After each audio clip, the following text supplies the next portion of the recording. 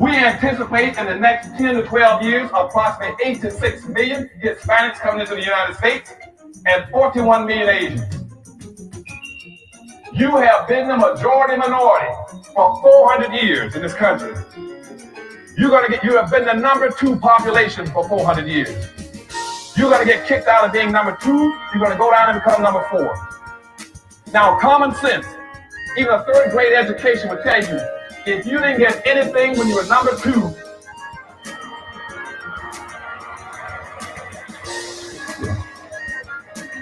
you all jumped ahead of me, but anyway, you can guess what you're going to get when you become number 4. President Biden, do you support reparations? Well, I mean, since I haven't spoken on this, got a chance. Number one, the reason we're the country we are is because of immigration. We've been able to cherry pick the best from every single continent. The people who come here have determination, resilience. They are ready to stand up and work like the devil. We have 24 out of every 100 children in our school today is Hispanic. The idea that we are going to walk away and not provide every opportunity for them is that not only stupid and immoral, but it's bad for America. They are the future of America. At the very same time that America refused to give the Negro any land, through an act of Congress, our government was giving away millions of acres of land in the West and the Midwest. Which meant that it was willing to undergird its white peasants from Europe with an economic floor. But not only did they give the land, they built land-grant colleges with government money to teach them how to farm. This is what we are faced with. And this is the reality. Now, when we come to Washington, in this campaign, we are coming to get our check. We are owed $104 trillion on the very low end, plus $735 billion recurring. This number does not include the cost of about 50 Black Wall Streets that were decimated, nor compound interest from 2017 when Sean D. Rochester's book, The Black Tax, was published, nor the cost of Black life, nor the cost of living increases, nor the war on drugs, nor the current day pandemic. The number I'm working with is for slavery, Jim Crow, and accrued ongoing systemic racism, oppression, and disadvantage in the country our ancestors built with their lives. Good evening on the West Coast. Good evening in the mountain. Good evening in the central. Good evening on the East Coast. You know exactly who it is, family. Angela Nirvana, your hostess with the mostest on the Reparationist perspective, bringing you those Freedmen hot topics and making the case for reparations, making the case for weaponizing our vote, socializing our suffering. How y'all doing, family? I see you, T-Shields. Greetings to you and to those of you tuning in from Facebook and Twitter. Welcome one and all to the live. I'm not going to be long. Well, I'm not going to overpromise and underdeliver. I always say I'm not going to keep. I see you, DJ Segwan. Thank you for joining the live. Please like, share every time I see DJ Segwan. I remember to fly my banner. Please like, share, subscribe, turn on your notifications. Thank you so much if you feel so compelled. Bless the broadcast. It helps me to edutain the masses and to advocate for freedmen reparations. Thank you so much for being here. Okay, family, I know folks are tired of this topic, but this is more about the importance of us being on code. Okay, today I'm dealing with, of course, Will Smith. White folks won't let it go, and Negroes won't let it go. Y'all putting batteries in these white folks' backs. I hope you know that's what you're doing. And I'm going to unpack the entire thing. And we've got a very, very special guest in the building to help me. That's Miss Kim Mims from ETM Media Group. Oh, thank you, Caitlin. Caitlin says last night's broadcast was fire. Yes, I mean, I always try to bring that smoke and tell you the TR Ruth and tell you like a TR is. Yes, I do. So yes, last night's broadcast was an important one because far too many people in these social media spaces, far too many content creators with larger platforms than mine are trying to encourage us to stay home during the midterms and the general if there's no tangibles. And I had something very different to offer. That if you stay home, you leave the fate of our lineage in the hands of immigrants and white folks. Go over there and look at that. That was from yesterday. Thank you, Caitlin, for tuning in. And again today. I appreciate each and every one of you. So I've got the lovely Miss Kim Mims from ETM Media Group. Many of you guys know them. They stream the task force meetings along with me. They're very heavy, more so on the political leanings. They don't really dig into some of the currents. Well, I'm sure they do, but I kind of go into this kind of current event thing to always tie everything back to the reparations perspective, right? I'm forever seeking to do just that because it's all political. You know, people want to say this slap doesn't matter. It's not important.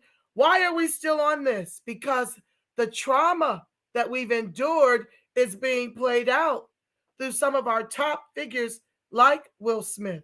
Will Smith, in my humble opinion, is a very good guy. Okay? No, I don't make his money, but I certainly am not going to put batteries in white folks' backs to undermine and destroy what he's built on his talent. Okay? I'm not going to participate. And I said the last time I was on Shirley Huzzard's platform with the Urban Game Changers when we dealt with this hot off the press, I knew this was coming. And I knew we would get off cold. So I'm going to bring Kim Mims up. I'm going to share with you a few videos that I feel is pertinent to today's exchange. And then Kim and I are going to have an exchange about it. They've done a broadcast on it, and we'll make sure we put their channel in the chat before she leaves today. I don't know how long I have her, but I want to bring her up so that we can share in this exchange. She can share the way she sees things, and I can share through the reparationist perspective lens that I see everything since getting in this fight in 2019. Everything comes to that through that third eye for me. I can't see anything in current events and not see the reparations tied to it or how we got here. Everything I see now is examined through the lens of having been legislated to the bottom of this Titanic as the anchor of this country's capitalism. And just like Cosby was destroyed by the whites, it's happening to Will Smith. We did the same thing to Cosby. Instead of being quiet, akin to the way we were when the Haitians were being whipped at the border. Now, the Haitians were fighting for, us to get involved. But we knew to stay on code because we understand when Black immigrants come to this country, how they're here to replace us. Okay? So we stay on code because we understand collectively what immigration is doing to us by and large. We understand what we mean by and large. There are few exceptions to these immigrants. Okay, even Tony Delaramie from TD Hip Hop Media has told you guys they want to replace you. They talk ill about you, and he's one of them. He descends from, I think, Haitian parents.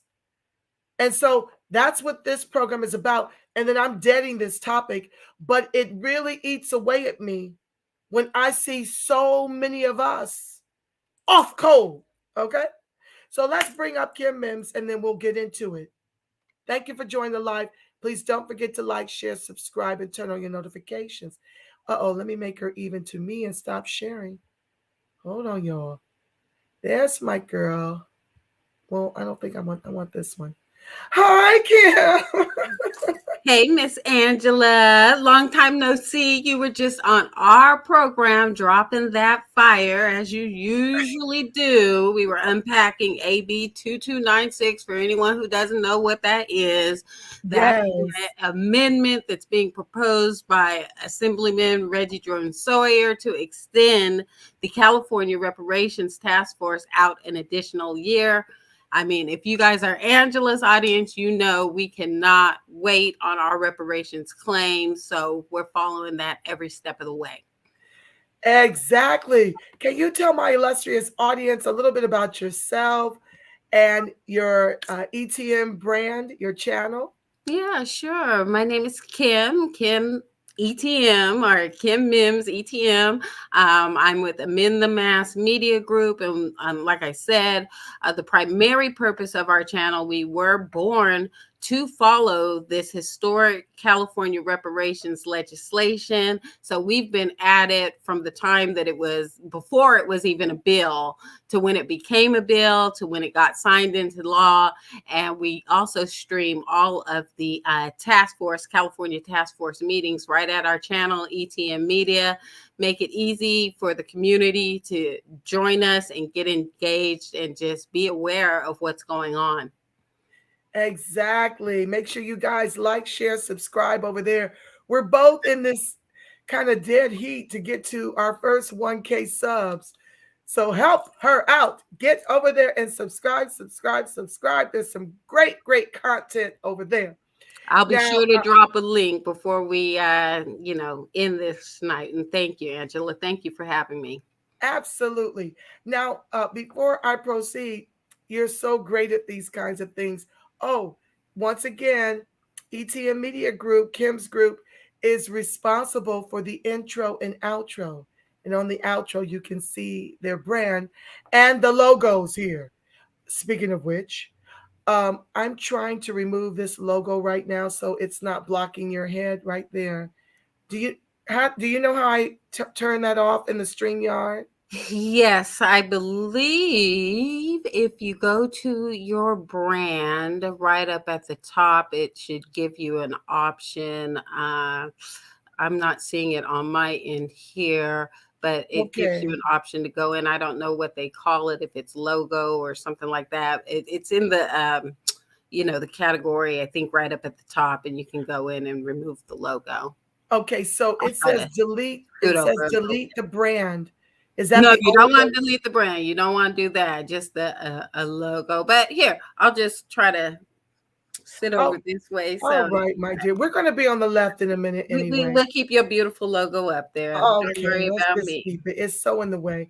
Okay, but we're going to move to the left momentarily. I'm going to get into this. So what I want you guys to understand, and this is not to justify the actions of Will Smith. I don't agree with what he did, but I understand how he got there. And many of you may not know that Chris Rock took shots at Jada at one of the other Oscars. And I want to just share that just to frame what I'm sharing with you about, okay? So let me share that real quick. Once again, I don't agree at all with what he did, but I understand how he got there. So let me share that real quick. Stand by. I got about 4 little short things to share with you. Okay. And then we'll dig into the conversation. Oh, is that okay? Lord. All right, there we are. Okay, hold on, guys. Let me play it. I'll blow it up first.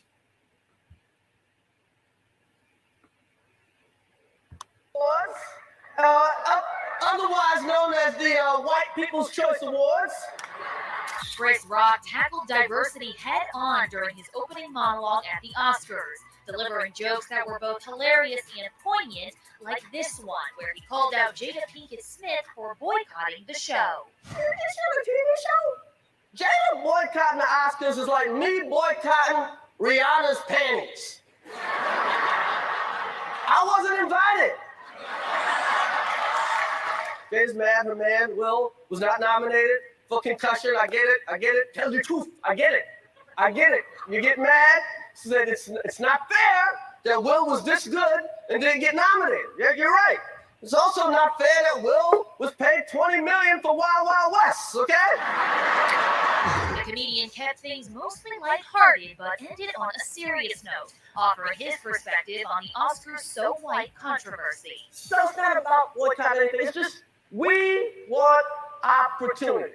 We want the black actors to get the same opportunities.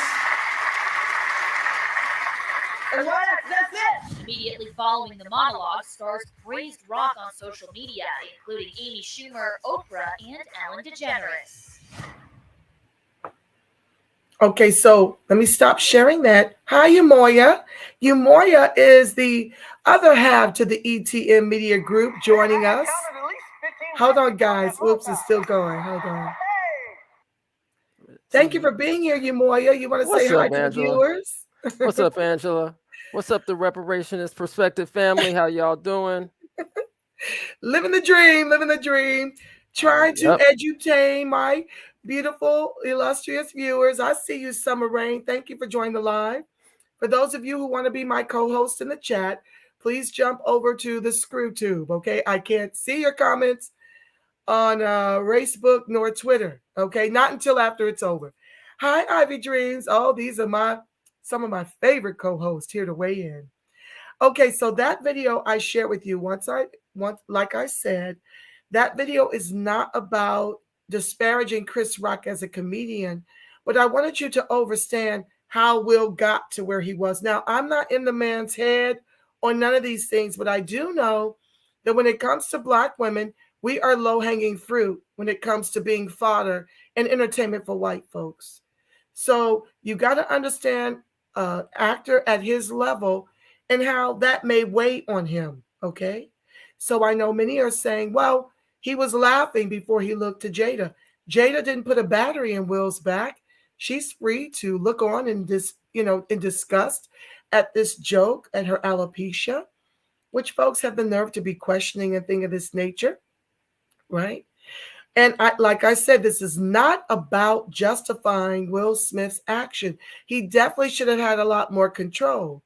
But I want to share with you about one of the big mouths, Jim Carrey, who believes this should cost him $200 million as a white comedian, okay? This particular white comedian, Jim Carrey, who came up on the back of freed folks in living color, he came up, his whole career came up on the backs of Black folks, and he, like many white folks, managed to gang up on Will because they see us off code ganging up on Will. So I want to share a little of that, but what I want to share with you mostly are the videos I found where his people were on code and he got no consequences, no repercussions. So stand by. Let me share that. Hi, Shanna Kim. I see you, fam. Stand by, y'all.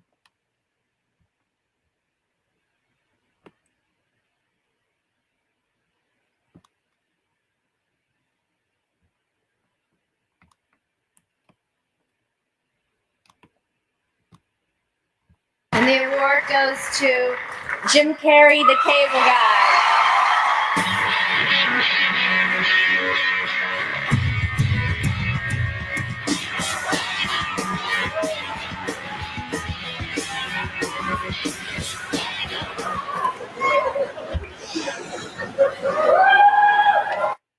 Let me just play it again. And the award goes to Jim Carrey, the cable guy.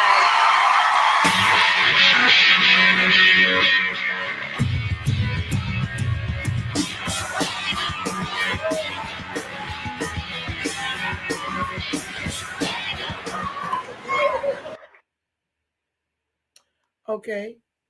Let me come back over. So I shared that because, hi, Quanah Vey, I see you, fam. I shared that because that, to me, is sexual assault. Jim Carrey was 55 at the time. Alicia Silverstone, 19. I didn't hear none of his Glacier donkey buddies come for his jugular in the way that I see Kneegrows, Kneegrows, coming for the jugular of Will Smith. Never heard anything about it. He didn't get disbanded from the Oscars. You saw the sheer disgust and shock on Alicia's face. She was mortified that this old-ass creepy man is tonguing her down, square on the mouth. She don't know where his mouth has been. Okay? You guys take your notes because I'm going to show a couple more clips and then I want you to weigh in. She was clearly mortified. She was like, yuck. No one did or said anything. They laughed and kept it going. Let me share, since other folks are constantly talking about he would have never done a white man like that. Let me show you.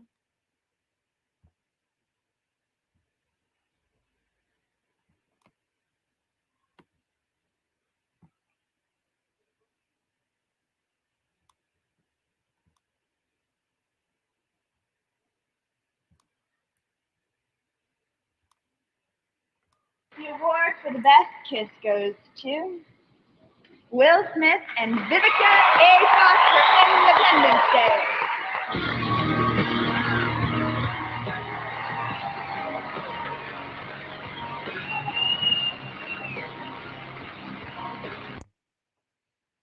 So once again, very emasculating for Will Smith. Very, very emasculating. But it's all laughed off. It's all a joke. No one gets up in arms about this disgusting tongue coming out of Jim Carrey trying to go for Will Smith. Now imagine the number of years he's been an artist. How many of these types of things has he had to endure from white folks? Let me show you one more.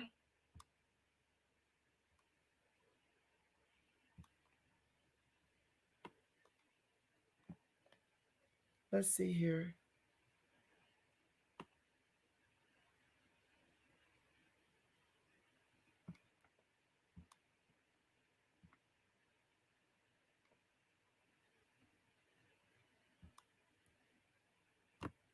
Oh my God.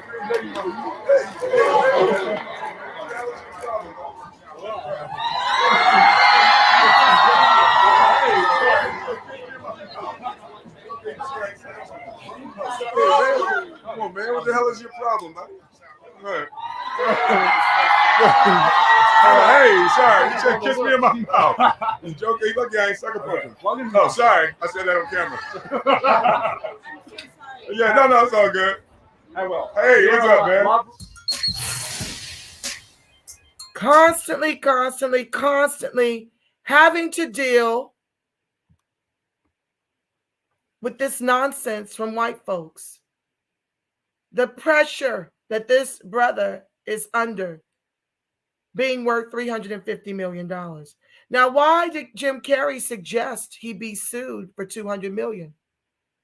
Because Will Smith is worth $350 million. Jada Pinkett Smith is worth $50 million.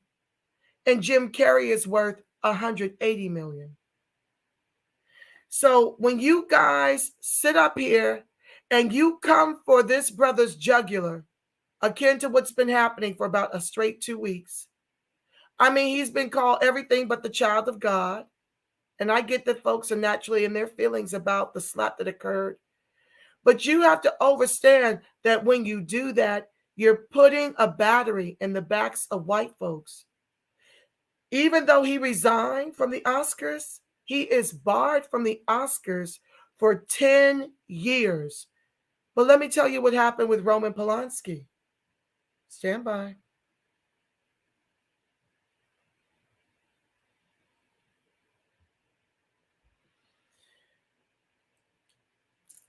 Polanski, the director of Chinatown and Rosemary Baby, pled guilty in 1977 to unlawful sex with a minor, then 13-year-old Samantha Geimer. Since fleeing the country, he has been living in exile in Europe for the last 4 decades and is considered a fugitive by the U.S. criminal justice system. A 5-time Academy Award nominee, Polanski won the Director Oscar for the 2002 drama The Pianist and received a standing ovation. This whole white man had unlawful sex with a 13-year-old. The Oscars didn't ban him for 10 years. Instead, fast forward 2002, he wins Director Oscar for The Pianist by a standing ovation. And what my fear is that we're not going to take our foot off of Will Smith's jugular until he loses his first and only Oscar. And I'm telling you right now, Negroes are responsible because y'all, not the people here, don't know how to stay on code. You guys would like to weigh in? Help me out with this and what you just bore witness to. And feel free, share it like you see it. I don't mind that your opinions differ from mine at all.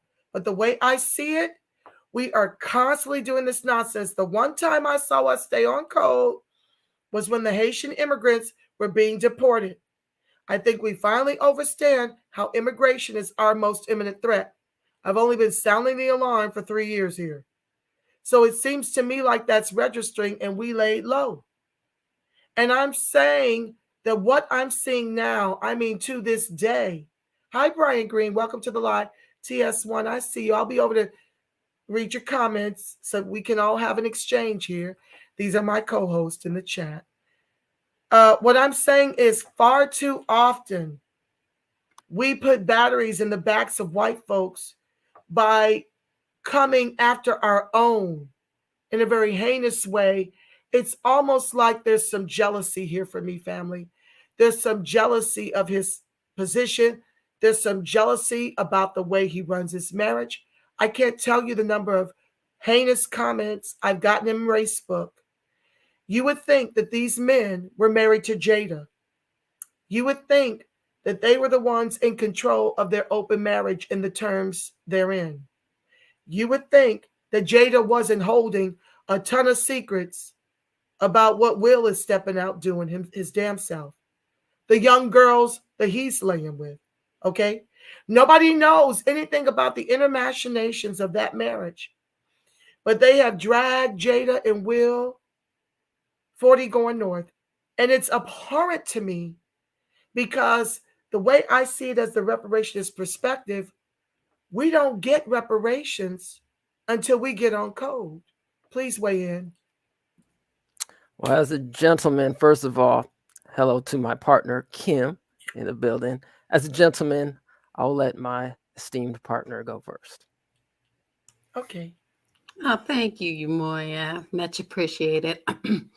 Well, initially, when all of this happened, at first I thought it was just one big major distraction, part of some master plan to shine the light on the Oscars, which is, fledgling audience viewership for many, many years. And even with this incident, this is the only incident that I'm hearing about the Oscars. I didn't watch the Oscars. I didn't even know it was coming on. And it just seemed like one big distraction to get people talking about the Oscars. And that's what I thought about it at first. I still think that, it might still be a bit of a distraction, and maybe they're all just laughing all the way to the bank. Chris Rock says he's not even going to talk about the incident unless somebody pays him. I see that his ticket prices are commanding a higher price now. I mean, we see that, Will is suffering some repercussions from the event. But that could even be, a big ruse that will all die down, eventually. And as far as our people being off code, I'm seeing a split, actually, like on social media. I see people tweeting, "We're not canceling Will Smith." I've seen that tweet, and I was like, all right.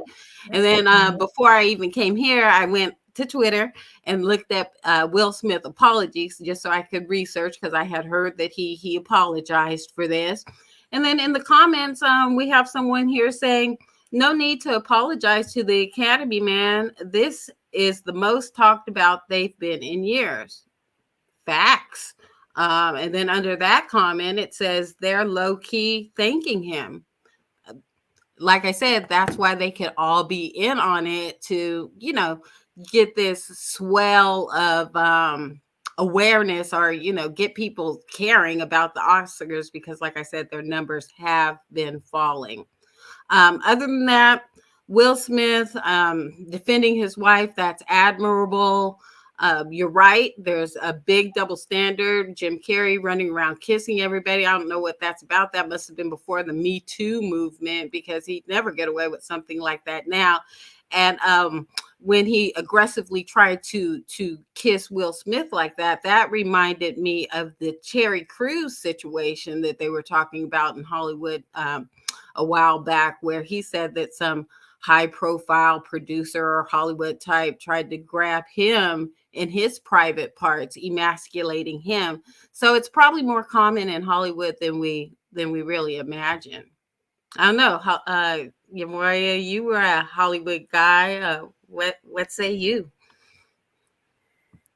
Was I a Hollywood guy? I wouldn't say. I worked in Los Angeles. I'll tell you that one. But was I a Hollywood guy? Not necessarily. Yeah, I actually did work in the film industry for a little while, and also in the music industry. Majority was in the music industry, but I did work in the film industry. First of all, shout out to Chadwick Boseman. I know he was in one of the clips, so ashe to that brother. May he rest in power. Rest in power. I just want to say that. And Angela, I actually got a question for you before I give my humble 2 cents. Okay. So that clip that you played with Alicia Silverstone and Jim Carrey, one, was it staged? And 2, did she ever file charges against Jim Carrey?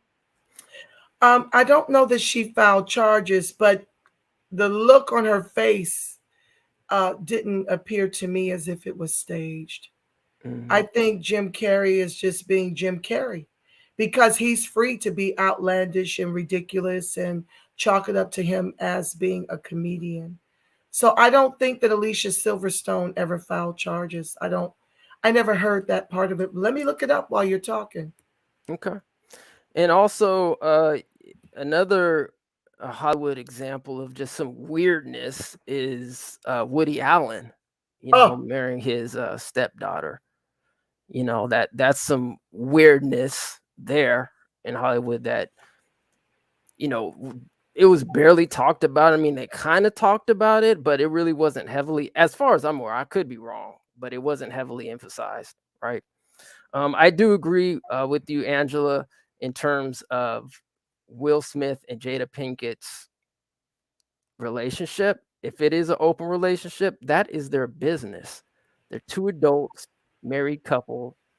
If they want to have an open relationship or not, that's their business. So anybody on the YouTube streets or social media talking about what they think, how they think about 2 adults conducting their business, well, they just need to stay out of it. That's just my humble 2 cents. Now, as far as the situation that happened, I think I said this on our platform before. I do agree with you, Angela. I mean, Black folks, the Black community, this is just a great situation where we're talking about the system of racist white supremacy. And actually, my thought and my ideas behind that comes from, Neely Fuller Jr., his Compensatory Code book. If y'all haven't checked it out, go check it out. I haven't read it in It's called what? I want to type it for the audience. Here, let me look it up for you really quick. Yeah, if you want to put in the chat, his name is Neely, like Nelly Fuller Jr. I think isn't it Neely? Is it E? Oh, my bad. And Neely Fuller. Let me look it up. Junior Compensatory.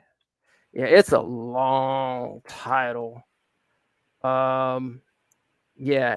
I'll go ahead and put the link in the private chat. Okay, and I'll copy and paste it. Yeah. So thank you. So yeah, it's very interesting because based on Neely Fuller's concept about the system being racist white supremacy, right? So, and I'll try to summarize the incident as far as my eyes and how I can see it based on racist white supremacy, right? So first of all, everybody was off code. Chris Rock was off code. Will Smith was off code. Jada Pinkett was off code. I mean, they were all off code. That's just number one. But if everybody noticed, and I don't know, Angela, if you mentioned this, or Kim, you guys already mentioned this, or anybody in the chat already mentioned this, but the first joke before, or I should say the previous joke that Chris Rock made before he made it to Jada was, and I don't even remember their names, was that white couple. Do y'all remember their names? I can't remember their names, but he made it, so he made a joke about them that wasn't even personal. He didn't talk about any, personal issues or personal things dealing with, their physical. He just made some joke like, if you didn't win the Oscars, and if, with your wife won the Oscars, then you guys would be competing for it. It was some ridiculous joke, right? And then he went off code. This was the first off code, right, incident that Chris Rock then went against Jada and talked about her. Is it called alopecia? Is that correct? Alopecia, when you're losing your hair. Right. That's not funny. No. That's not funny at all. Well, lots of people say that he said he didn't know she was challenged with alopecia. And that could be true. I don't know that he did, but I do know that Black women aren't protected. That's by and large, Black women are fodder for white folks' entertainment, is what I see constantly in the social media spaces. Now, I don't mind when comedians joke about their own wives or their own situations. But what I resent is that I don't see them dragging white women and immigrant women who are wives of the executives who run these broadcasts, you see. I don't see them poking fun or dragging women at all, by and large. Sometimes they will joke about their wives, but oftentimes we are like this low-hanging fruit, and I'm going to get into that article momentarily, but go ahead. And to your question, no, I didn't see anything but his joke about Jada. I saw her laughter go to disgust, and I saw Will Smith observe her disgust, and I believe he came to her defense because Will knows that Jada is very frustrated as an artist who pretty much gave up her acting career for him to shine and to bear children for him. Now, that's a choice she made, but what I bore witness to when he got up on the stage and did what he did was he standing up for his wife because he knows the cost of the secrets that she's held on his behalf and the price she paid so that he could be out front. That's my made up story, just an observation of some of the things I've seen them on Red Table Talk, some of the things she said, some of the things he said. That's what it looked like to me. But the people want to try to drag Jada and make her out to be some horrific whore whose lover didn't get permission. August Alsina said himself that he literally sought permission from Will to be with Jada. I mean, they were on red carpets and the whole 9 yards. So, and then I've seen pictures of Will with younger women. Now, they were smart enough not to talk, okay? To me, August Alsina thought that Jada would leave her $350 million situation to join this young man. Like, no, you were there, for whatever pleasure, and you got off cold and started running your mouth, and then you made a whole song about it because that's your grift, since you can't have what you want. And so for me, when they came on the Red Table Talk, they were forced to because August was talking in a way that Will Smith's women don't talk. Okay. Allegedly they go all kind of ways in that marriage, but that's their business as far as I'm concerned. And no one should sit up here and now make Jada out to be a horrific whore and say that she put a battery in his back. And now you're mad that she's coming forward saying, I don't agree with what he did. Like, Jada, I just feel like Black women are always going to be dragged, and being made responsible for what our men do or don't do. And it's just, I wanted to address that in this broadcast. But go ahead. I think I went all the way left. I was born to talk. Go ahead. Back to what you were saying. We appreciate you, Angela. We appreciate your perspective. That's why we roll with you. You know what I mean? So it's all good. All right. So let's get back into Go back to your point. The off codish things that happen. All right. So after he made that joke, right, which was off code about Jada Pinkett, that was one of the things that are off code. Yes.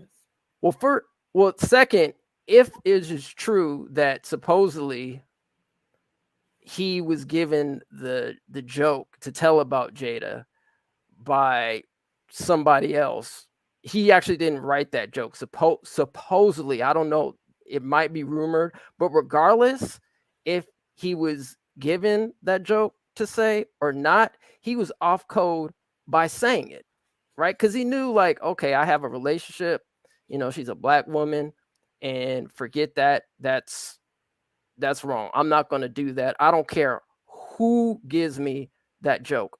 I'm not saying it, right? Okay, so that's the second thing he was off code with.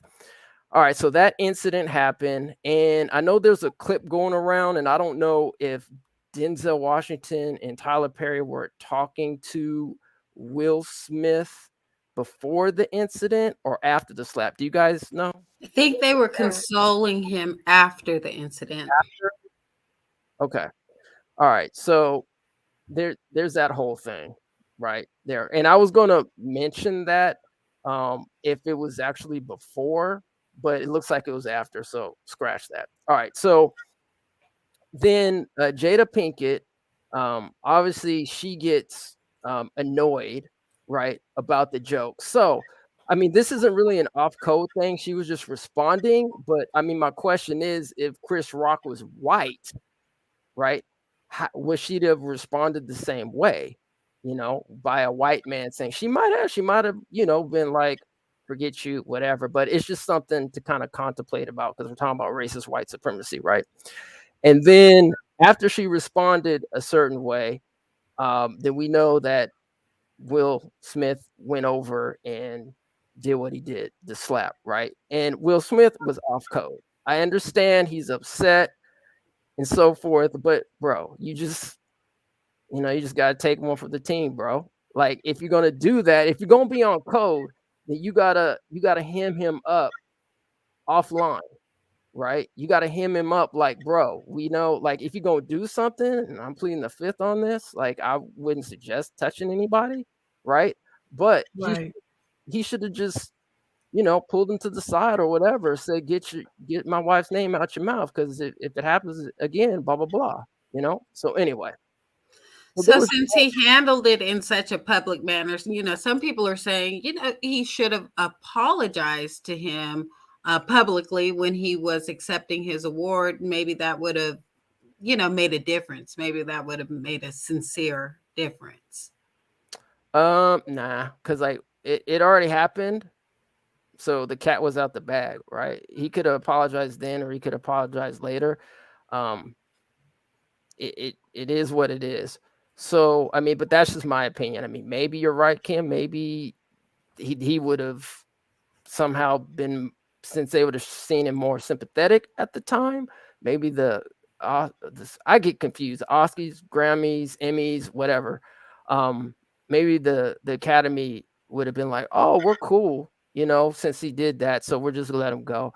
The only thing that I could say out of that whole debacle and that incident, that was somewhat on code was actually Chris Rock at the time not suing Will Smith and getting him arrested, because that brother could have said, put that boy in some handcuffs, take him to jail, and you're going to get sued at the same time. But regardless, it was just another example of our dysfunction you know, as Black Americans and just Americans in general. Because let's just face it, and I'm just gonna keep it real based on racist white supremacy. Like we've been conditioned, right, to think like Europeans or white It's people, however tragic you to wanna, me. you know, I mean, we've been conditioned to think like this. So like you're kind of just acting out like your slave master, right? So anyway, that's just my humble 2 cents. Oh, it's wonderful. You know, I can see that because in the beginning, all I could see was a husband defending his wife. You know, I don't think that people at large understand the pressures as, yeah, we know that Black men have pressures too. I'm not mitigating or discounting that. But Black women um, having to be the heavy on everything, especially given how this government has legislated us out. I mean, they're really seeking to ethnogenocide us, you know, and extinct us as far as I'm concerned. So we already have the strongest of many of our Black men doing time behind bars for many of whom are there for nonviolent offenses. So she's left vulnerable without a cover to be fodder for everyone, you know, whether she's losing her hair, she can't gain an ounce of weight, you know, she has to take on all the pressures, the cortisol from the stress of the kids acting out, or you know, being unemployed or underemployed. Even when our men are these things, they can and choose to walk. And so the Black woman has left her own devices to manage everything and then be the center of our men's jokes and the center of the drags that happen from men going their own way or the manosphere or whatever you want to call it. We've got to bear the brunt of all of it. You know, while you see women from other groups braiding their hair like ours, injecting their lips like ours, injecting their assets like ours, like everything that is natural and fabulous about Black women, um, they try to adapt, you know, like the Kardashians. You look at their pictures as compared to what they look like today, you wouldn't even know who they were walking down the street had they not had so much work done to appropriate our culture. And yet, when it comes for us naturally, even our own men, not the men here, I know that there are a lot of exceptions, don't get me wrong. I'm just talking about the ones who have the biggest platforms, the ones with the biggest microphone, like a Chris Rock, for example. You know, and I happen to like Chris. I think he's funny. Lots of people don't think he's funny. Like, I don't think Kevin Hart's funny, okay? Uh, I like him in a situation, but I don't like his stand-up. So we each have our own favorite thing when it comes to our comedians. But to see what Chris did a few Oscars ago, and then we're back to this place, like I said, I'm not justifying what Will did. And you're absolutely right, Umoya. I now see that a little differently. Will Smith was off code. He, with the relationship they have, he could have pulled him to the side and did that a whole lot differently. But, and I do believe their very public marriage being on display and having to manage through all of that came through that slap. I just believe that Chris was the straw. And while I don't agree with it, I just want to give you guys some insight as to how these glacier donkeys behave and how you hear nothing about it. Speaking of which, and I'll let you speak next, I want to read, Kim, I want to read a little bit about uh, back to what you asked, Umoya. Did she ever press charges? Well, the Daily Mail UK states in this article, and I'll let you guys weigh in. Oh my God, these pop ups, Lord have mercy. They are really out of control. I cannot even. Close it now, please. I'm trying to get to the headline. Okay, so apparently people came for his ass. Jim Carrey is slammed for sexual assault on then she was 20-year-old Alicia Silverstone at a award show where he also tried to kiss Will Smith. So people are talking about it. But he didn't get banned. No, despite criticizing actors Chris Rock smack. Let me read to you. These are just a few bullet points, and Kim, you can weigh in, and so can you, Yamoya. The comedian, 60, slams celebrities at the Oscars for giving Smith a standing ovation following his Best Actor win and called for the actor to be escorted out. This is Carrey, 60-year-old comedian, okay? Yet fans were quick to remind him that he sexually assaulted a then 20-year-old Silverstone that was the 97 MTV Movie Awards. Okay. Video footage from the ceremony, which I just shared with you guys, has resurfaced on Twitter, showing the actor grabbing Silverstone by the head and kissing her after she presented his award. During the same night, Carrey also tried to kiss Smith, now 53, after he was announced as the winner for the MTV Movie and TV Award for Best Kiss. Okay. The two resurfaced clips are now doing the rounds on Twitter as online users brand Carrey a hypocrite for condemning Smith's actions. Carrey has yet to comment on the upset, but he announced on Thursday that he is probably going to retire after the release of his new movie, Sonic the Hedgehog 2. How do you feel about that, Kim?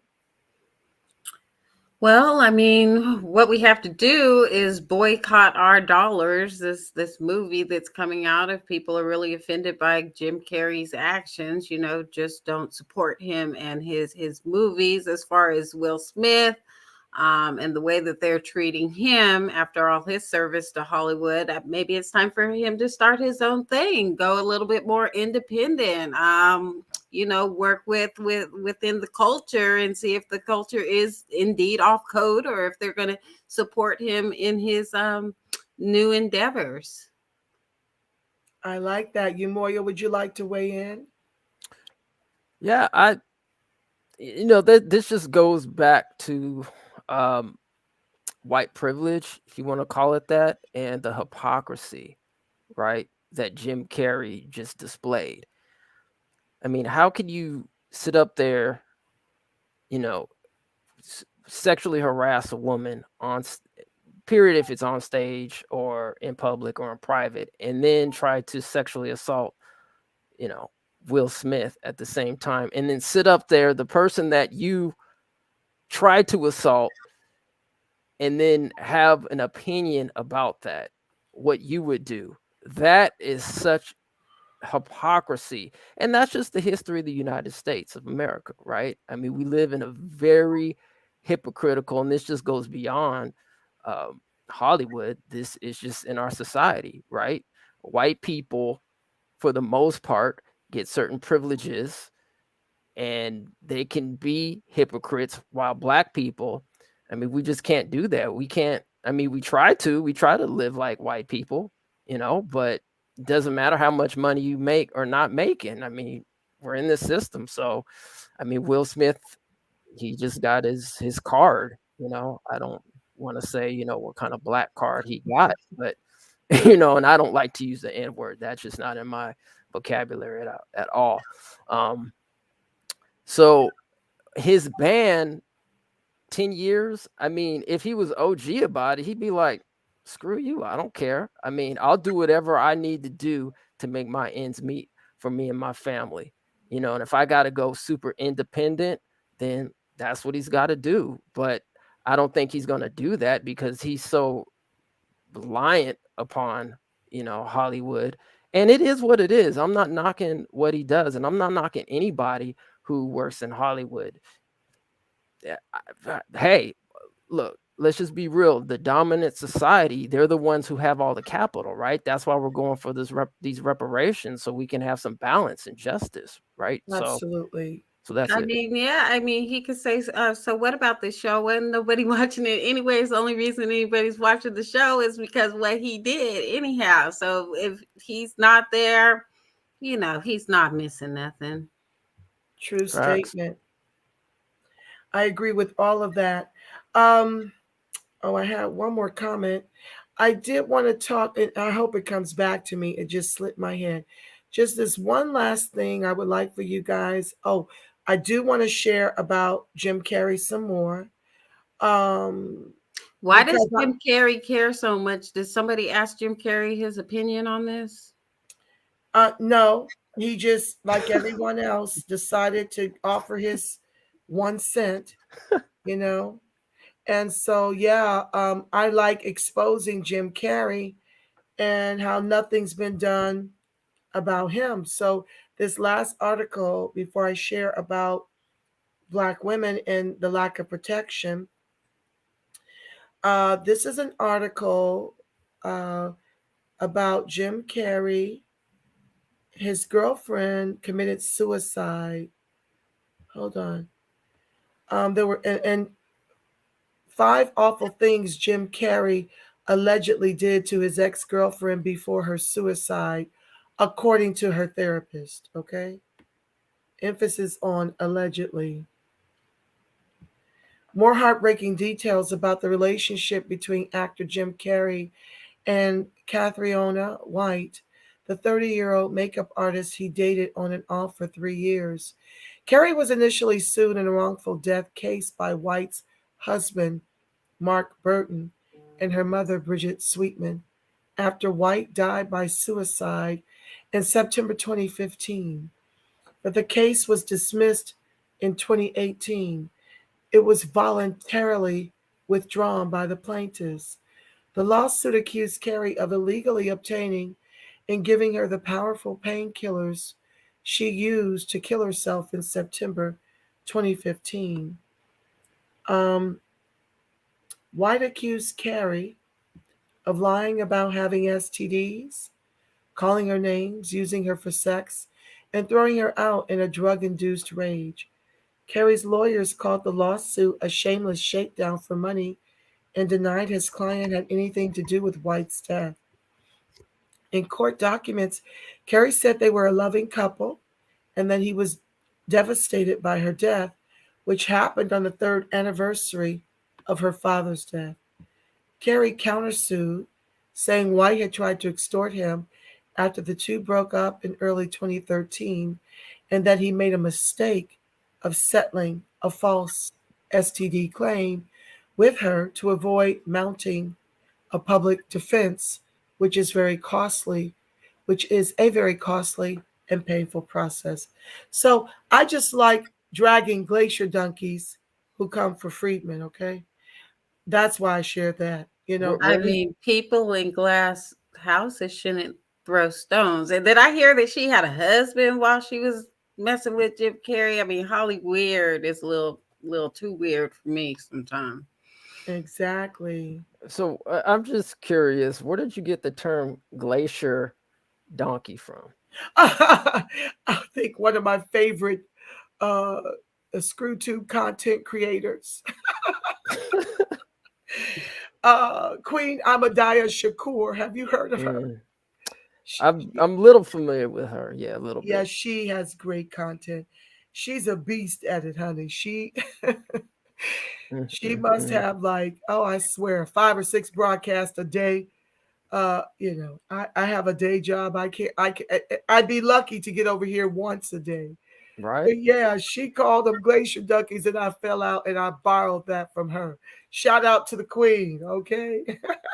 All right. That's where I got that from. But it's a nickname for white folks. I come up with some other ones, you already know Democrats, Dixiecrats. That's known, but repugnant clans, okay? That's repugnant clans. So I love giving a kabammy. Biden, Obama, yeah. So this was pretty much, like I was saying, this particular, and this is the last time I'm speaking on it, this was more about the utter and dire importance of us getting on code and staying on code. Because I believe, white folks already want to take a $350 million black freedman out of the money. You see, it seems to me like every one of our black men, Michael Jackson, I mean, hell, he couldn't even rest in power, okay, without Oprah Winfrey bringing on these white glacier donkeys to talk about some sexual abuse when Michael was acquitted of everything while living. Um, I saw it happen to him, R. Kelly, um, Cosby. Who else? Russell Simmons. They were coming for him until Oprah got that heat and she backed up.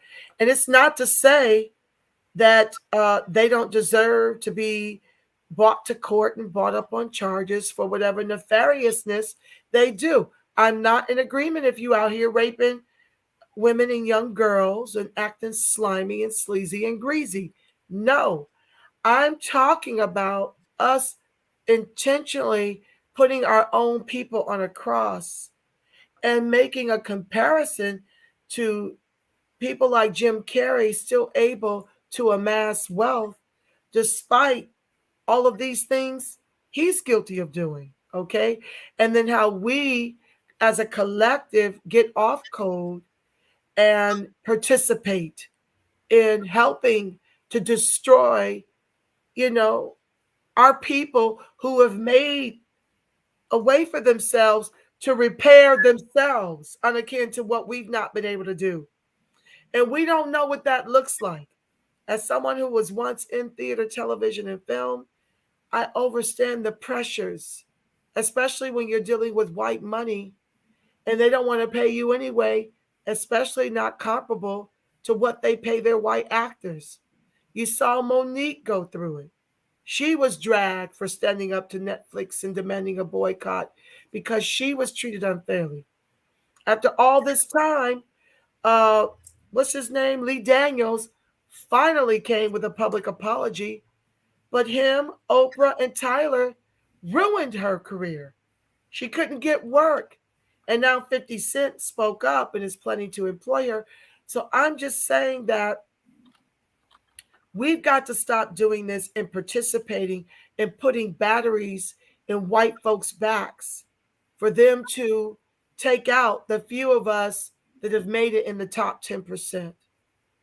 That's what this whole premise of this broadcast was about. Have you seen any support from the community, our community, for Will Smith? Like I said, Oh, I've yes. seen a lot of support for Will Smith. I think it's been 50-50, fam, truly. But I guess for me, I don't know why we're not 100% on code or just not talking at all. I have a hard time with the ones who are so self-righteous, mounting a high horse as if we haven't all fallen short of the glory. I've done things I'm not proud of. But the beauty of the things I've done is that it's not on the world stage for everyone to pick apart. And I am mortified by this very, this is what I just thought of. Sometimes we're so heavenly bound that we're no earthly good.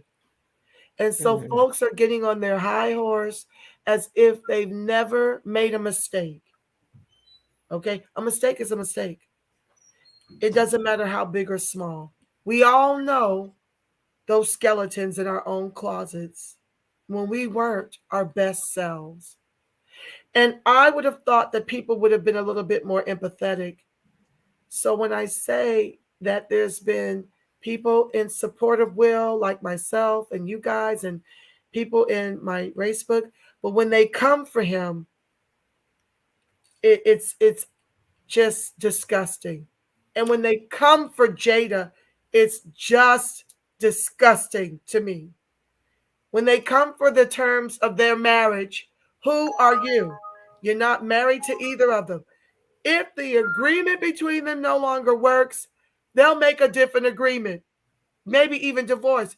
But for us to have very few marriages that are still hanging in there, and to decide that Will should up and divorce Jada, to blame her for why he went on the stage to slap Rock as if she said, "Sick him, Will," and then to blame Jada for saying that she wasn't in agreement with what he done, what he did, again to everybody's agreement. He shouldn't have done it.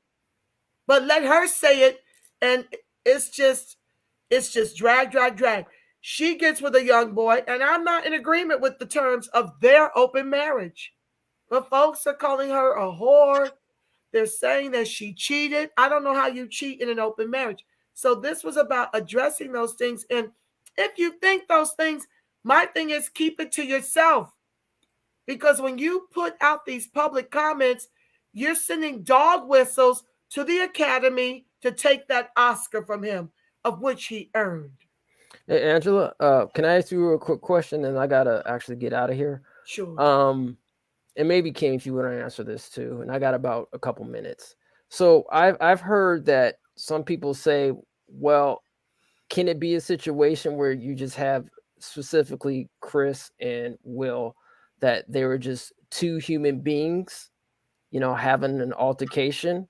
Or do we just put too much on it because they happen to be black?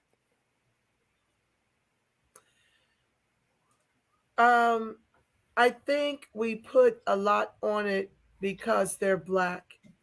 I think we have, and this is where I think Will's breaking point is. It's tough living up to the respectable Negro. That is just tough.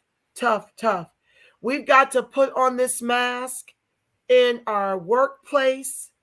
We can never have an authentic moment without being judged. When I raise my voice over here, nobody looks at me as being passionate.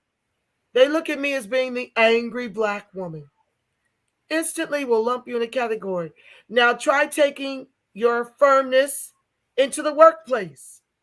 Okay? I stand 5'10", and I've got the voice of B. Arthur. Okay? So when I say a thing, it's looked at as the angry black woman. Oh my God, I fear this, that, and the third. So for me, Will Smith, this whole thing has everything to do with them being black men and, forgetting their place as the respectability Negro. And so, yeah, you could tell by the outcome, it was not staged. To me, Will snapped when he saw Jada. And we're not allowed to snap. We're not allowed to have an honest moment, especially in front of white folks. So what I find also in my feed is people talk about he's a disgrace to the race. Why? Because folks want us to uphold a standard as descendants of U.S. chattel slavery that still are in trauma from post-traumatic slave syndrome. And when it shows up, you're not supposed to act out in front of Massa and Mrs. That's the way I see it. And the shaming from our people leveled at Will for what he did. And, you're absolutely right. Well, I believe it's because they're black. Kim? I mean, I think it's because they're black. Again, the Oscars really dwindling in numbers. They need our energy to make anything pop for them. So of course they're going to make as big a deal of it as possible so they can, maximize their attention out of it, get as many miles out of it as they can. We'll see what happens if it all dies down. Is Will facing any other repercussions besides being banned from this fledgling award show for 10 years? Is that the worst thing that's happening to him? Because well, people are now pushing. They're pushing for his Oscar to be taken away. That's a real push, and I see a lot of our people on that bandwagon for him to have his Oscar revoked, and that would be a damn shame.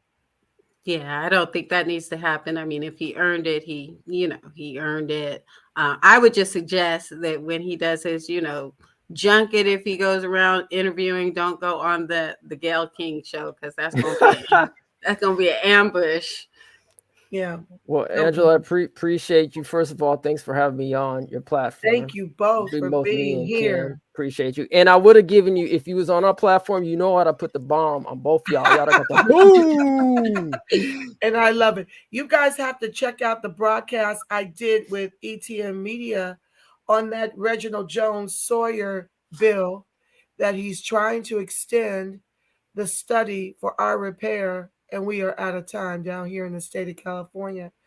And that was done yesterday. So you must go check out that archive. Be sure to subscribe to their channel. We're both, working to get to 1,000 subs. So get on over there and look at their amazing content. They've got some really great stuff in Black politics over there that you must check out. Thank you. And also, Umoya and Kim, they do intros, outros, graphics. So please hit them up if you need any of those things. Some of the content creators we kind of watch each other's broadcasts. So if you're in need of any of those things, if you could put a way for them to contact you, Umoya, in the private chat, then I can copy and paste that. But they are responsible for my intro, outro, and the logo. Just some of the best people to work with for those type of items. For those of us out here in the new Black media, what they've done for my intro and outro and logo, it didn't come without a whole bunch of, me laying the foundation for the vision and the patience it took to incorporate the vision and the outcome. A little bit. No, this brother needed a lot of patience. He would have, he would take the vision and I would say, well, make the power fist break through the chain. Well, I want the Juneteenth star on my nail and I don't have time to go get my nails done. Well, I want the Juneteenth. It was, he knows I was a piece of work. He's being gracious. Yeah, but it's all good. I'm looking forward to working with him on other things as well, because I need somebody with that kind of patience that can bring my visions to the fore. So check him out. I'm copying and pasting his Gmail here. If you need those kinds of things, okay. please And reach as out. a favor to you, Angela, and if you want, this is up to you. It's your show, but I would graciously give you a firebomb if you want that. Yes. It's on the house. If you don't want it, you don't have to take it. Bring it. Oh, you got the firebomb here. Huh? I should want. Yeah, no, we're gonna. Yeah, I'll send you a little something. You know what I mean? So when you on here and you guests on here and anybody in the chat coming on, you can just boom. Okay, send me that. And when I'm on fire myself and I say, damn, that was good, I can boom, give myself some fire. Okay. All right, Angela, all right, Kim. Salute to y'all. Keep doing the great work. And love, peace, and reparations, family. Love, peace, and reparations, fam. Thank you. Right, Kim, peace. did you have to go or you want to hang in a little bit longer? I'll hang for a little minute. So what do you think's next for Will Smith and Jada? What do you foresee? The way folks are pushing on them for divorce, they may buckle under that pressure. That's the sad outcome. I think that they probably should not have married. It feels to me that Will needed a certain type of wife and Jada needed a different type of husband. Maybe a little bit of a mismatch, but when they first got together, that whole powerful thing, and it was, black love. We were all rooting for him. Yes, we were. I still am. I pray they make it through this. I really do. I don't like to see us get divorced. I want us to find a way to make it work. because we're the least to be married, so the reports say, proportionately. you know we're not marrying like we once did, and there's a myriad of reasons as to why that's not happening. But I believe in the institution of Black love and marriage. I am so pro it. Like, it's the foundation of why I fight for our repair. I want our brothers to be able to afford to marry our sisters and to make beautiful freed babies. I want to see our lineage, you know, reach its fullest potential. And that's a lot to give birth to. Let me enlarge this. That's a lot to give birth to when you're dealing with the oppression that we're under, and the institutional systemic racism designed to make sure we don't create power couples like Will and Jada. That's a power couple right there. Right. As is Denzel and his wife, and Samuel and his wife. These are some of the power couples, and we don't have enough of them to lose even this one. So I'm really prayerful that they'll go into therapy, and that they will seek the advice of the Denzels and the Samuels who have been at it a lot longer than Will, and give them some guidance on how to manage their marriage on their terms and make it last forever. That's my hope and my prayer for them, truly. Yeah, I just think they need some time out of the public. I saw some reports going around that they might even be doing another red table talk on it, and people are like, yeah, maybe that's the last thing that they need right now, kind of Yeah. need some time to heal, and be together with their family. And turn off all the nonsense swirling out here, because it's only out here to destroy what you have. I did want to go into this last article real quick. I do believe, given what Chris Rock's joke, like I said, I love Chris Rock. I think he's really funny. But I do believe that, unlike a lot of people, I believe that Will saw the hurt and disgust on his wife's face, and it was no longer funny. That he just crossed the line. And you played some of the earlier jokes Chris Rock said at earlier events, and like you said, they weren't personal attacks. They weren't attacks on her physical person. They were just kind of jokes about Rihanna's panties or whatever he was saying, but it wasn't a direct attack on her. Exactly, but to a degree, it kind of was. It was low shade, trying to make a point when she was trying to make for an Oscars So White boycott. And that's why he was commended, because he basically said, you weren't invited. That's what the panty joke was all about. Okay, so that was during the whole Oscars So White boycott thing. I see. Yeah, which I felt was important, because they are so white, and that's why we don't tune in. So in a way, and I feel like because he's so close to them, he feels he can do this to Jada, because he looks at them like family.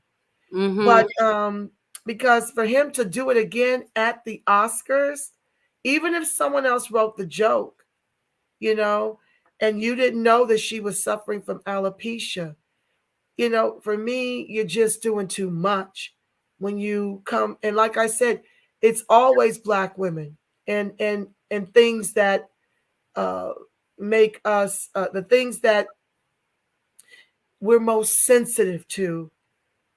We don't have the protections of the people that have the bigger platforms to protect us.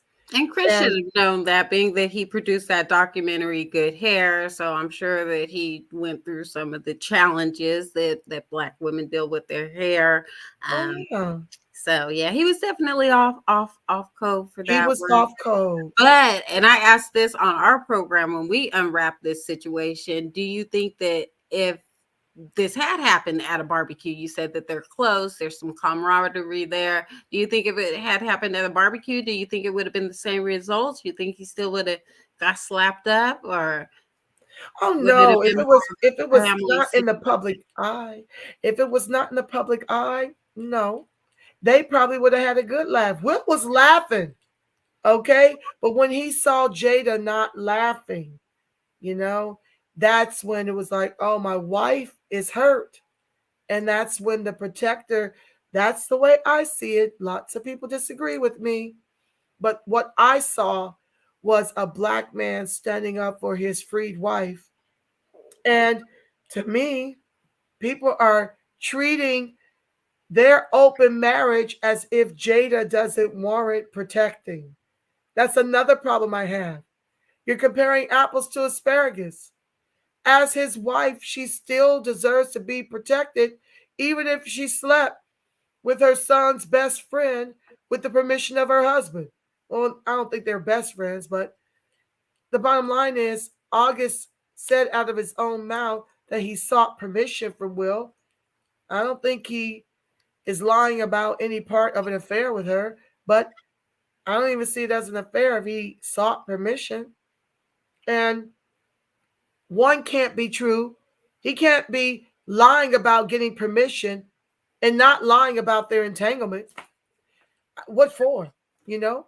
So I believe that he did get permission and it was cool. And Will was doing his thing too.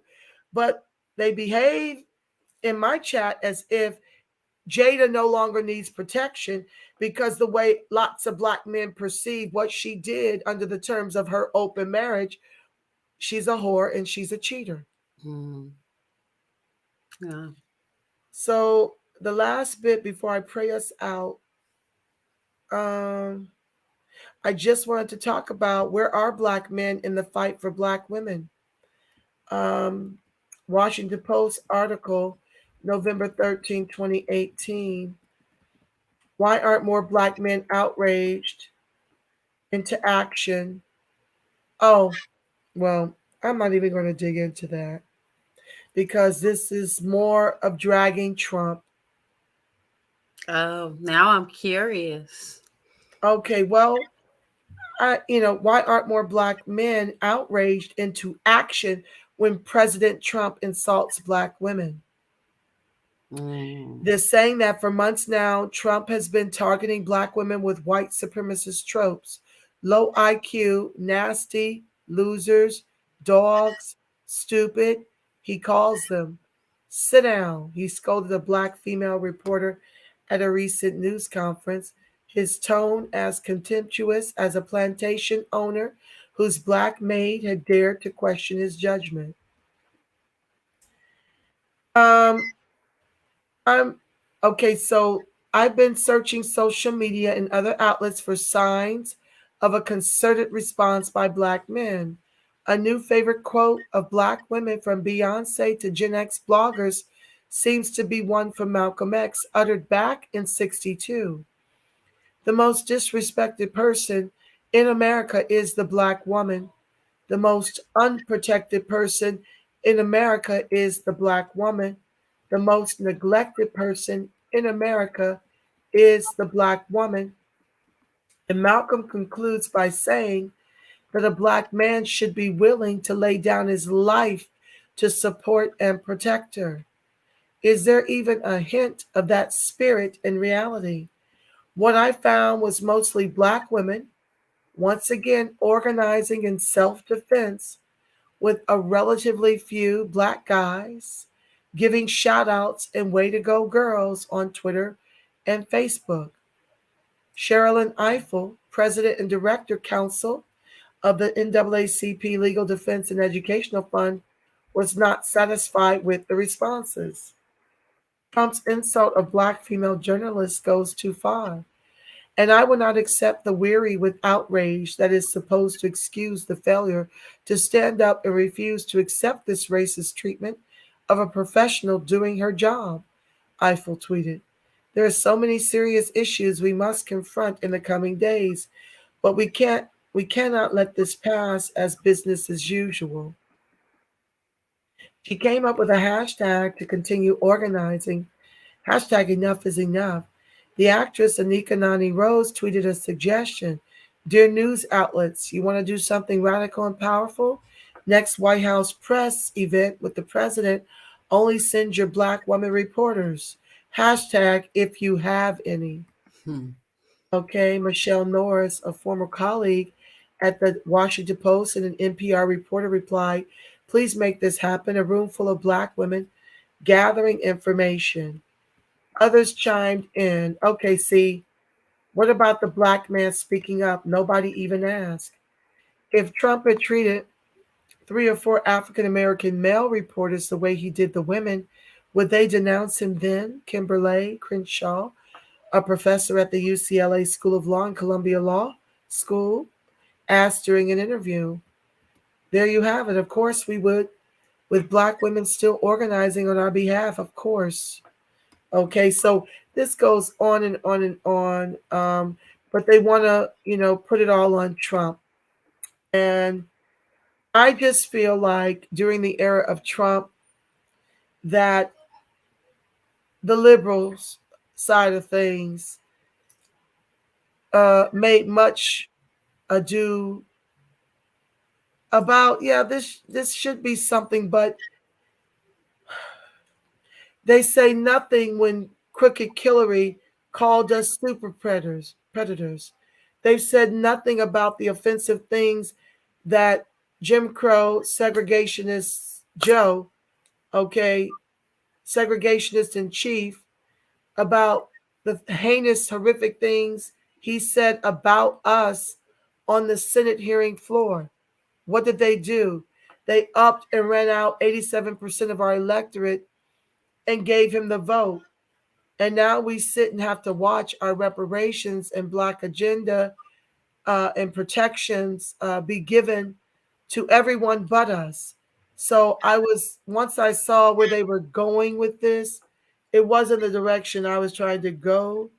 I mean, Given but do you think that black men are silent in terms of, these white men with power? Because, they're powerless. I mean, what are they going to do? I mean, you're exactly right.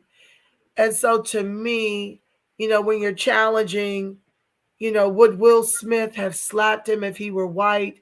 Or you're challenging this, slander of black reporters, and you're expecting black men to do what? Put their lives on the line? Because we aren't the majority in this country, I don't even know how we expect to hold them to that standard.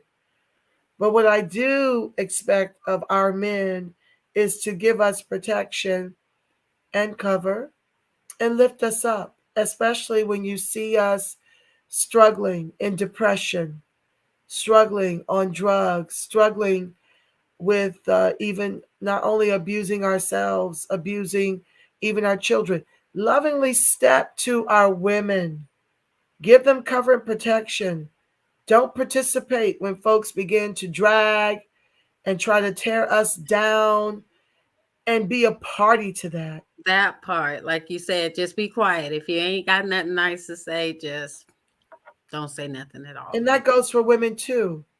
Let's take care of each other, family. Mm-hmm. Let's stay We're on all code. we've got. We are all we've got. So, and even more so, especially as freed blacks, we've got no help coming, but we are the majority black in this country. So when we come for one another, that's what goes viral. And it puts batteries in white folks' backs for them to take away all of our advances. And so I implore upon you to just don't participate. Please learn. If you learn nothing else from your oppressors, learn how to stay on code, because that's exactly what I've shared with you here. They stay on code, give out Oscars to full rapists, pedophiles. They don't say nothing. You don't see them coming out about Harvey Weinstein. But the minute they see you coming out about Cosby, you put a battery in their back to come and destroy, our very own. Did you have anything in closing you'd like to add? Just that you're absolutely right, and I stayed silent on this one. I really didn't have any input to say, good or bad, and it was the same thing with the Jesse Smollett. I mean, some didn't seem right, so I was just like, you know what, I'm gonna sit out. I'm gonna sit this one out. Exactly. Well, I thank you so very much for being here, being my co-host. My pleasure. Thank you for having me, and any time. And I don't know if you're going to make it down to San Francisco this week for the first in-person reparations task force meeting, but I know you'll be there in spirit if you're not in the Bay Area with us. Absolutely, I will be. And if you guys know that they're going to continue streaming it, I will. I believe that they are, yeah. So you're going to have to grab the stream from the DOJ website if you're going to stream it out from your channels as well. I sure will do just that. Will we be able to call in? Because I've got a lot to say. We will be able to call in, but it appears that Blue Jeans is going away. So, okay, so they won't be able to chat, but we will be able to call in. Yeah, they've been trying to shut that chat down since the beginning anyway. They're so happy. They're so happy. You know it. Well, we have an hour and a half. How long will public comments be? I think it's going back to an hour, but you'll have to go check the agenda. Like I said, it's pretty, they're still adding information to it as we speak. So just check back at the agenda for all the information. I will. Thank you again. I think we should come on each other's platforms like monthly, back and forth, till we grow to 1 million subs. I would love it. I would love it. So definitely. Thank you, my dear. Blessings to you. All right. Peace, love, and reparations. Peace, love, and lineage-based reparations. I like that. I have to remember to add that. Specificity is everything. It sure is. All right. Take care, doll. Be blessed. You too. Thank you. All right, family. There you have it. We're at an hour and a half on this broadcast. I'm going to have to read y'all's comments at a later time because this girl is tirade. Do you hear me? I thank you so much for tuning in. Thank you for being my co-host in the chat. I'll be back with you tomorrow evening for another live. What are we talking about tomorrow? I don't even know. I got so many broadcasts lined up. Let me see. Tomorrow at 7 p.m. Pacific Standard Time, we are going to be talking about, okay, let's see here. We did the no vote. We did the Kneegrows. Okay. Hold on, family. Let me get to it. Oh, is tomorrow that broadcast? Let me see. Tomorrow's the 11th. Okay, no, that's on the 12th. Huh. I don't know what's on the 11th. I got something brewing tomorrow, y'all. Run out here and vote for again. Okay, let me see here. The 12th is, I'm going to be talking about Emmett Till Anti-Lynching Act. Oh, that is tomorrow, family. Wait, today's the 11th. Okay, tomorrow, the broadcast will be about the Emmett Till Anti-Lynching Act and how it's a grift. And don't fall for the banana in the tailpipe again. And talking up more of the Freedmen voter strategy. Okay? So with that being said, family, let me pray us out. I thank you so much for being here. I want you to know that the light of God surrounds us, the love of God enfolds us, the power of God protects us, and the presence of God watches over us. Wherever Freedmen and its allies are, God truly is, because family, you are the face of God. You are the voice of God. You are the body temple of the Spirit of the living God. And with that being said, family, if no one's told you today how much they love you, do know that I love you so black and I love you so strong. And until we meet tomorrow, family, I want you to make it a beautiful, God-inspired rest of your evening. Yes, I do. Please enjoy your night. And until we meet again tomorrow, I'm bidding you a ton of peace, love, and reparations. Peace, family.